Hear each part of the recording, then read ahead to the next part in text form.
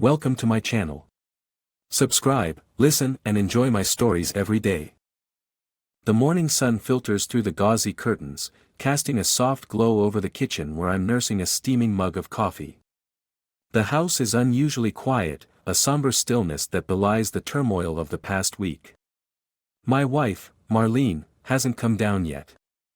It's unlike her to miss the early bustle, especially now when her family's presence in our home is almost constant. Marlene's mother, Judith, passed away unexpectedly.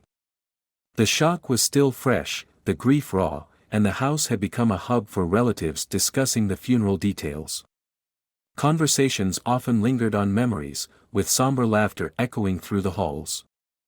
The doorbell rings, cutting through the hush. I set my mug down, my reflection in the window showing a weary face. Opening the door, I find Roger, Judith's ex-husband. His presence has always stirred discomfort in me, an unease I've tried to dismiss. Today, he doesn't bear the usual solemn expression but looks oddly invigorated. "Morning, Roger." "Come in," I say, my tone neutral. "Thank you, John." He steps inside, his eyes wandering around as if searching for someone. "Is Marlene around?" "She'll be down soon, I imagine." We settle in the living room, the air between us filled with an awkward silence.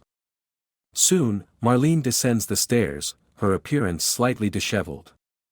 The transformation when she sees Roger is immediate, her eyes light up, a smile spreading across her face. "Roger. I wasn't expecting you so early," she says, her voice tinged with a warmth she hasn't shown in days.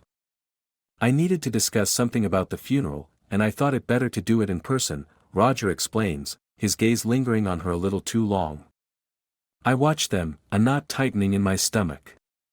They sit, their heads close together, speaking in hushed tones. I try to focus on the newspaper, the words blurring before my eyes.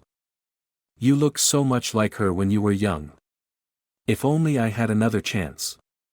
Roger's voice breaks through my pretense of reading. The statement, loaded with a strange nostalgia and longing, strikes me as odd. Marlene laughs, a flush creeping up her neck. "Oh, Roger, let's focus on the arrangements." His comment gnaws at me, but I push away the suspicion, attributing it to the emotional strain of the past days. Days pass, the house a revolving door of mourners and distant relatives. But it's one evening, as I return early from a distraction-seeking walk, that the foundation of my world cracks. I hear laughter from the kitchen, a sound so alien yet familiar. Pushing the door open, the scene before me freezes my heart.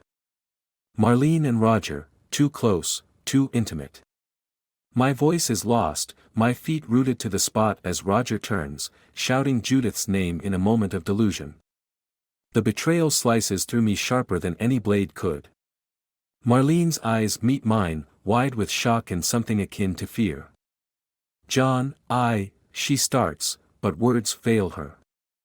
Fury and pain well up inside me, mingling with a cold resolve. I need no explanations, no lies to soothe the sting. They've desecrated more than just matrimonial vows, they've mocked a memory, a family.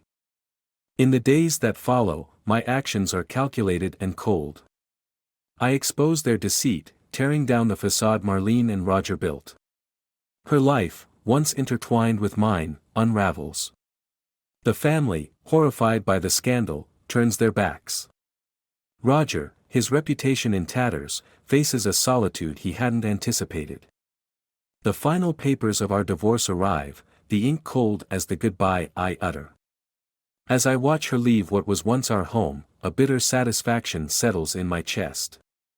Paths diverge, and the house falls quiet once more. But the shadows linger, the secrets of a broken family etched into the walls. I turn away, the future uncertain, the past a ghost that refuses to rest. The rain pelts against the window, the rhythmic tapping a stark contrast to the silence that has settled over the house since Marlene's departure. I sit in the darkened living room, the only light emanating from the flickering flames in the fireplace. My thoughts are interrupted by the shrill ring of the telephone. Startled, I rise to answer it, the voice on the other end instantly recognizable. "John, it's Elaine, Marlene's sister. We need to talk. It's important." Her tone, urgent and fraught with tension, sets my nerves on edge. "Elaine, what's wrong? Can we meet?" "It's about Marlene. There's more to all of this. I can't explain over the phone." Curiosity and a lingering concern for the family's plight draw me out into the storm. I drive to the small cafe where Elaine suggested we meet, its warm glow a beacon in the dreary night. Elaine is already there, her eyes wide, scanning the room as if fearing who might overhear. We order coffee, and she wastes no time diving into the heart of the matter. "John, I know how it looked, but Marlene, she was manipulated by Roger. It wasn't just an affair." Her words catch me off guard, a mix of skepticism and intrigue pulling at me. "Elaine, what are you saying? Roger has been involved in some shady dealings. He's been using us, using Marlene. It wasn't just emotional, it was financial, manipulative."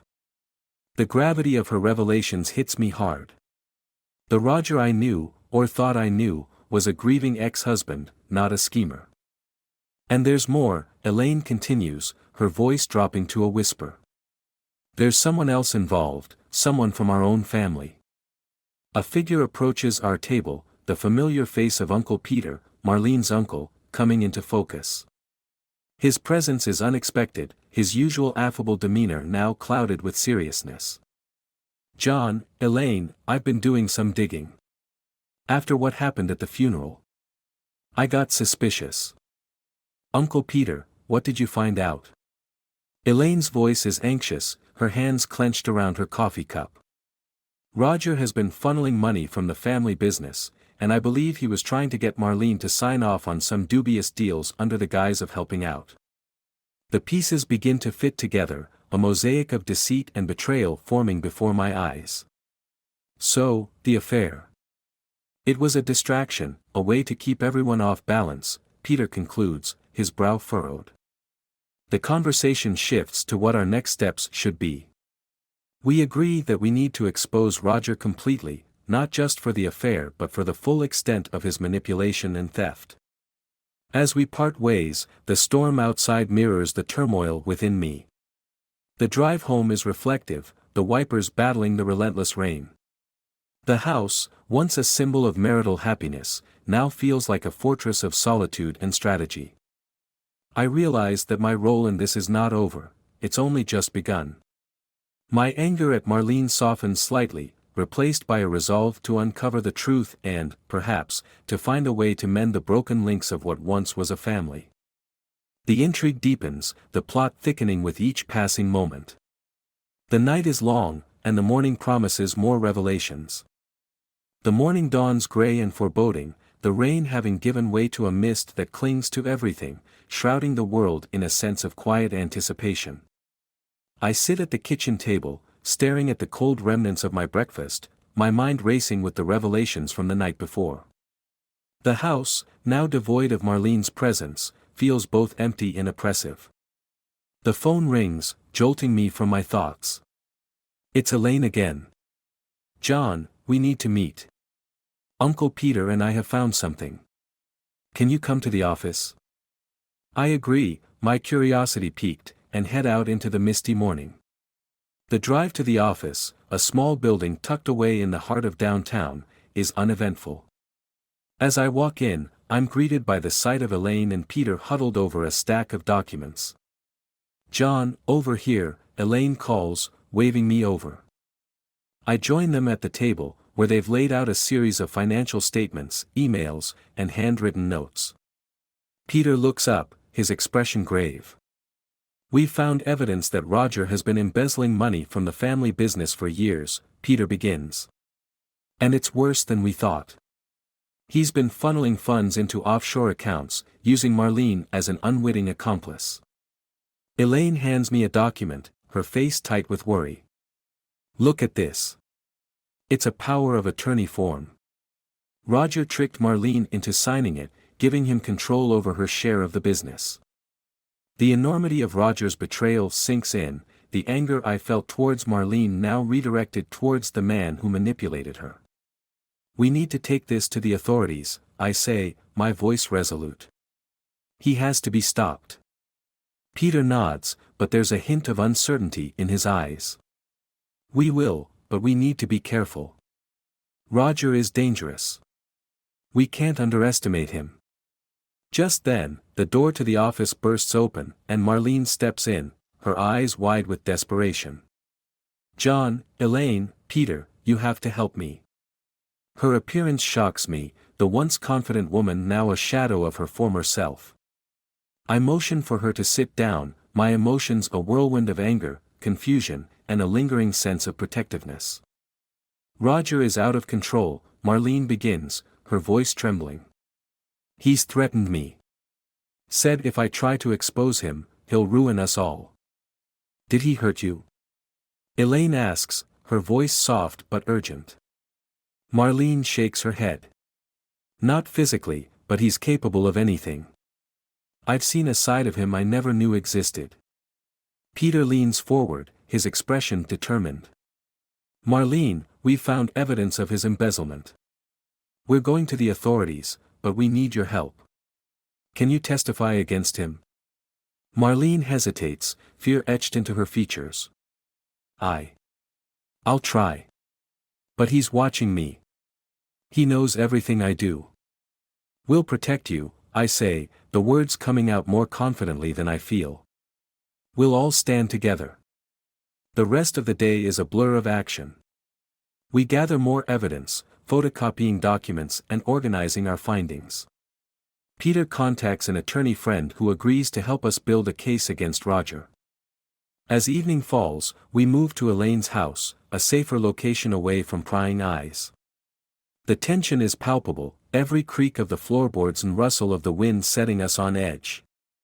Marlene, now calmer, helps us piece together the timeline of Roger's deceit. It started small, she explains, her voice steady but low. He convinced me to sign some papers, saying it was to help streamline the business. I trusted him. And then it escalated, Peter adds, his eyes narrowing. He used your trust to siphon money, cover his tracks, and build his own empire. Elaine looks at Marlene, her expression softening. We'll get through this. Together. Suddenly, the sound of shattering glass breaks the tense silence. We all jump, turning towards the source. The front window is broken, and a brick lies on the floor amidst the shards. Elaine rushes to the window, peering out into the darkness. I can't see anyone, she says, her voice shaking. But we need to call the police. Now. We dial 911, explaining the situation to the dispatcher. Within minutes, the police arrive, securing the area and taking our statements. The brick, wrapped in a piece of paper, carries a chilling message: stay out of this, or else. The officer in charge, a stern-faced woman named Detective Harper, takes charge. This looks like intimidation. We'll keep an eye on the place, but you all need to be careful. Roger sounds dangerous. We agree to stay at Elaine's house for the night, the police promising to keep a patrol car nearby. As we settle in, the atmosphere is tense but resolute. Marlene sits next to me, her hand shaking slightly as she takes mine. John, I'm so sorry for everything. I didn't know how deep this went. I squeeze her hand, my anger and hurt still there but tempered by the realization that we're all victims in Roger's twisted game. We'll get through this, Marlene. We'll bring him down. The night stretches on, the weight of the impending confrontation with Roger hanging over us. The future is uncertain, the path ahead fraught with danger, but for the first time, we're united against a common enemy. As the first light of dawn breaks through the mist, we prepare for the battle ahead, determined to see justice served and to reclaim our lives from the shadow of deceit that Roger has cast over us all. The days that follow are a whirlwind of preparation and paranoia. Elaine's house has become our makeshift headquarters, the once warm and cozy home now filled with tension and fear. We spend our time gathering evidence, talking to the police, and waiting for Roger to make his next move. Marlene and I barely speak, the silence between us heavy with unspoken words. The betrayal still festers, but there's a truce of necessity as we navigate the storm Roger has unleashed. Uncle Peter, ever the steady hand, keeps us focused, while Elaine oscillates between hope and despair, the stress of the situation wearing on her. It's early morning when the phone rings. Detective Harper's voice on the other end is grave. We've received a tip. Roger is planning something tonight. We're moving in to arrest him, but you all need to stay safe. Do not, under any circumstances, try to confront him. The warning chills me, but it's also a call to action. As the day drags on, our nerves fray further. By evening, the tension is unbearable. We gather around the dining table, documents spread out, preparing to hand everything over to the authorities once Roger is in custody. Suddenly, the doorbell rings. We freeze, exchanging glances. It's too early for the police, Peter says, his voice low and cautious. Elaine moves to answer the door, her hand trembling as she turns the knob. To our shock, it's Roger, standing there with a cold smile, his eyes gleaming with a dangerous intensity. Well, what a cozy little gathering. Marlene gasps, stepping back as Roger pushes his way inside, closing the door behind him with a sense of finality. Roger, the police are on their way, I say, my voice steady despite the fear clawing at my insides. Roger chuckles, the sound sending chills down my spine. The police? Oh, they're busy tonight, thanks to a little diversion I arranged. No one's coming to save you. He steps closer, his presence menacing. You think you can take me down with your little group? You have no idea what you're dealing with. Elaine steps forward, her voice defiant despite the fear in her eyes. We have everything we need to expose you, Roger. It's over. But Roger doesn't flinch. Instead, he turns his gaze to Marlene, a cruel smile tugging at the corners of his mouth. You really think I'd let you destroy me so easily? Marlene, tell them the truth. Marlene's face pales, her eyes darting around the room, as if seeking an escape. Roger, please, don't do this. Do what? I ask, my patience fraying. What truth is he talking about, Marlene? Roger laughs again, the sound hollow and bitter. She hasn't told you, has she? How she's been in on this from the beginning. How she was never manipulated, but a willing accomplice. My heart stops, the words hitting me like a physical blow. Marlene, is that true? She looks at me, tears welling in her eyes, but the guilt is evident on her face. John, I didn't want it to go this far. I thought I could control it, that I could stop Roger before it got out of hand. The ground feels like it's shifting beneath me. You knew. You were part of this the whole time. Not at first. Marlene cries, desperation in her voice. But then Roger, he found a way to trap me. He said if I didn't help him, he'd ruin us all. I thought I could outsmart him, but I was wrong. The room is dead silent, the betrayal hanging in the air like a thick fog.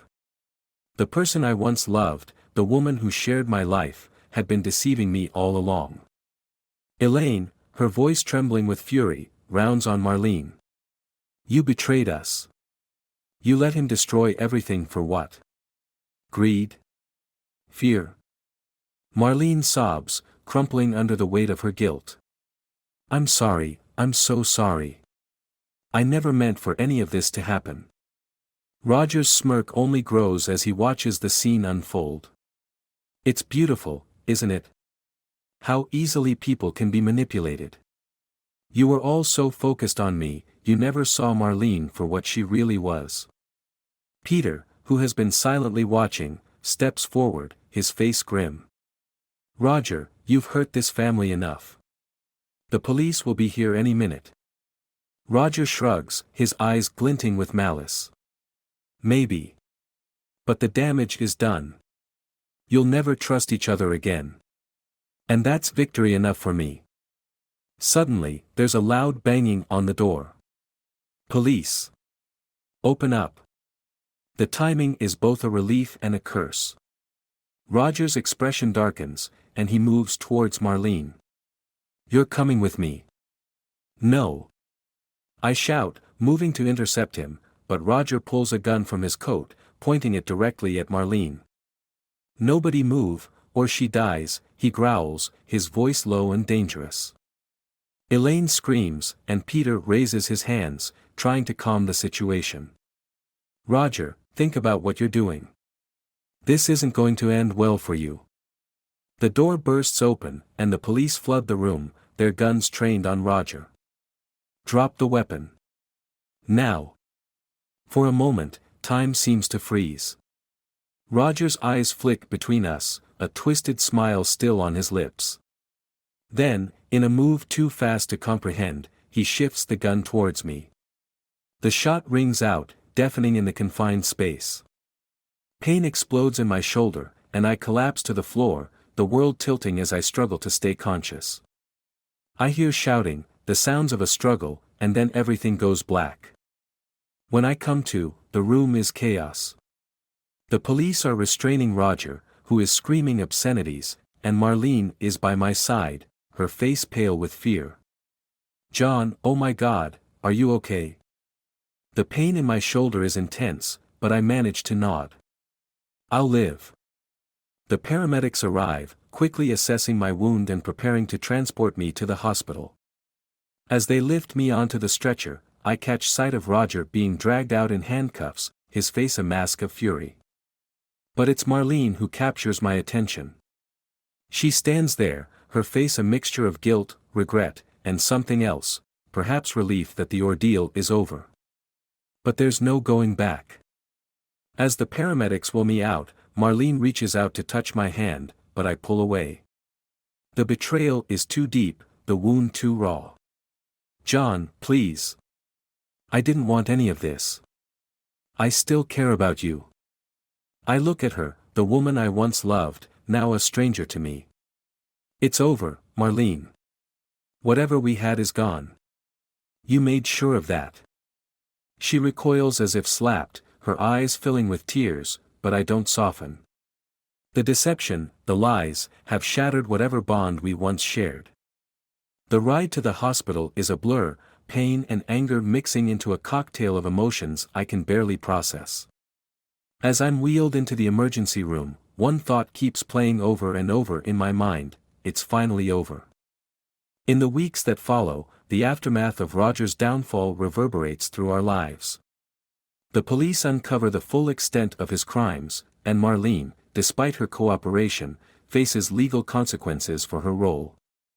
Our divorce is finalized quickly, the paperwork a stark end to the life we once shared.